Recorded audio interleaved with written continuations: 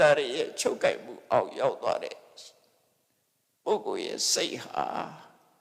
အသိဉာဏ်ကင်းမဲ့သွားတယ်အသိဉာဏ်ကင်းမဲ့သွားသည့်အတွက်ကြောင့်သူလုံးသမျှအလုပ်တွေဟာကုသိုလ်ဆိုတာပဲဖြစ်တော့အကုသိုလ်တွေများလာအကုသိုလ်တွေပဲဖြစ်လာအဲ့ဒါကဆိုကြပေးတာနော်အကုသိုလ်ဖြစ်မှာဖြစ်မဲ့လမ်းကိုရောက်သွားနိုင်တယ်ဒါကြောင့်မို့လို့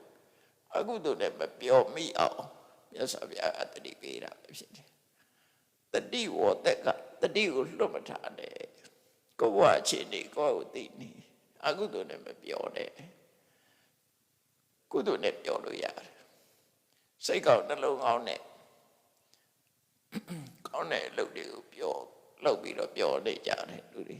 သူတို့လည်းပြောတာပဲလေအဲ့တော့စိတ်ချမ်းသာမှုရတာကိုပြောတာလို့ခေါ်တာပဲအဲ့ဒီမှာအဲ့ဒါကိုရွေးချယ်ပြီးတော့တတိနဲ့နေပြီးတော့ပြောတာဟိုစိတ်ညစ်နေတာကိုပြောတာမဟုတ်ဘူးနော်လူတိုင်းဟာစိတ်ညစ်တယ်ဆိုတာရှိမယ်ခဏပဲလေပြီးရင်တော့တစ်ခုနဲ့တော့ပြောအောင်အဲ့တော့ဓမ္မရတိလို့ခေါ်တဲ့တရားနဲ့ပြောပွေမှုကာမရတိဆိုတဲ့ကာမဂုဏ်အာယုန်တွေနဲ့ပြောမှု